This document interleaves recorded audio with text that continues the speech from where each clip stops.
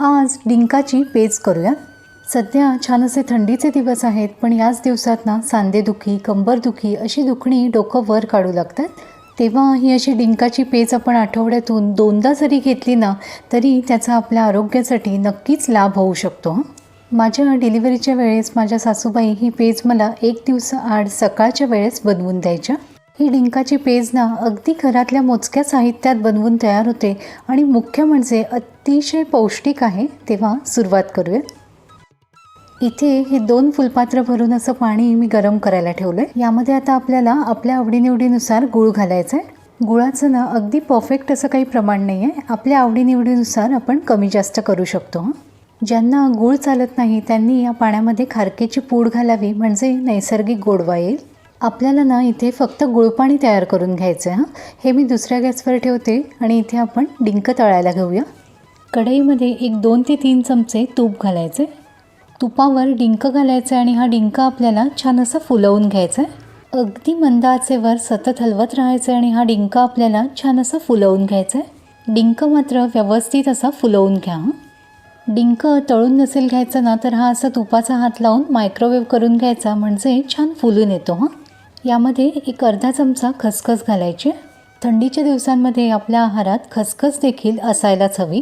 तुपावर ही खसखस आपल्याला हलकीशी परतून घ्यायची, म्हणजे ती खाताना छान खमंग लागते।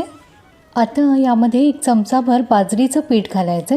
आपल्या सगळ्यांनाच माहिती आहे की थंडीच्या दिवसात बाजरी देखील आपल्या शरीरासाठी अतिशय आरोग्यदायी असते। हे बाजरीचं पीठ पण ना छान असं भाजून घ्यायचं आहे। बघा, सगळ्यात पहिले आपण डिंक तळून घेतला, मग खसखस भाजून घेतली आणि मग बाजरीचं पीठ भाजून घेतलं। आता यामध्ये ना हे गुळपाणी घालायचं आहे। गुळाचं पाणी ना हे नेहमी असं गाळून घालायचं, म्हणजे काही खडा वगैरे असेल ना तर तो आपल्या अन्नामध्ये जाणार नाही। आता हे सगळं ना आपल्याला छान असं हलवून घ्यायचं आहे आणि अधेमध्ये हलवत राहून हा डिंक आपल्याला पूर्णपणे या गुळपाण्यामध्ये विरघळवून घ्यायचं आहे। आता जरी यामध्ये हा असा अखंड डिंक दिसत असला ना तरी हळूहळू जशी उष्णता लागेल तसा हा डिंक पूर्णपणे विरघळला जातो। अगदी मंद आचेवर अधेमध्ये हलवत राहायचे आणि ही पेज आपल्याला एक 2 ते 3 मिनिटं छान अशी उकळवून घ्यायची। बघा, बऱ्यापैकी डिंक विरघळला आहे, पण अजून 1-2 खडे दिसत आहेत ना, पण तोही लवकरच विरघळेल।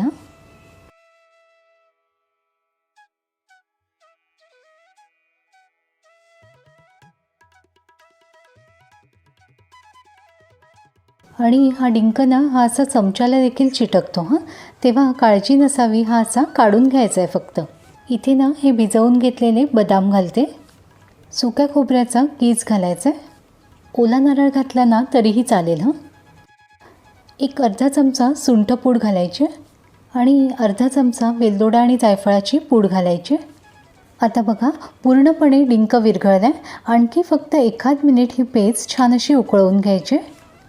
डिंकामुळे आपल्या शरीराला ऊर्जा, उष्णता मिळते, तसेच डिंकामुळे हाडं मजबूत होतात, पचन सुधारतं आणि रोगप्रतिकारक शक्ती वाढते। म्हणूनच हिवाळ्यामध्ये डिंकाचं सेवन हे करायलाच हवं। तसेच बाळंतिणीसाठीही डिंक हा अत्यंत लाभदायक असतो। पण ज्यांना मूळव्याध आहे किंवा उष्णतेचा त्रास आहे त्यांनी मात्र ही पेज कमी घ्यावी। आता बघा, डिंक पूर्णपणे विरघळले आणि ही पेज छान अशी उकळली आहे। आता गॅस बंद करायचा आहे। एकतर ही पेज आपण अशीच गरमागरम घेऊ शकतो, किंवा दूध घालायचं असेल ना तर मात्र ही पेज पूर्णपणे कोमट करायची आहे आणि मगच घालायचं आहे, नाहीतर मात्र दूध फुटू शकतं। नारळाचं दूध घालून देखील ही पेज ना खूप सुरेख लागते। मस्त अशा कुडकुडत्या थंडीमध्ये सकाळच्या कोवळ्या उन्हात पौष्टिक अशी डिंकाची पेज पिण्यासाठी तयार आहे। आपण इथे हे जे प्रमाण घेतलं आहे त्यामध्ये 2 वाट्या पेज अगदी सहज तयार होते।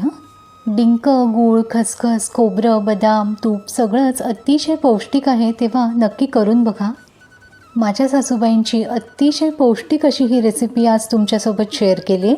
नक्की करून बघा आणि तुमचे अभिप्राय मला जरूर कळवा। धन्यवाद।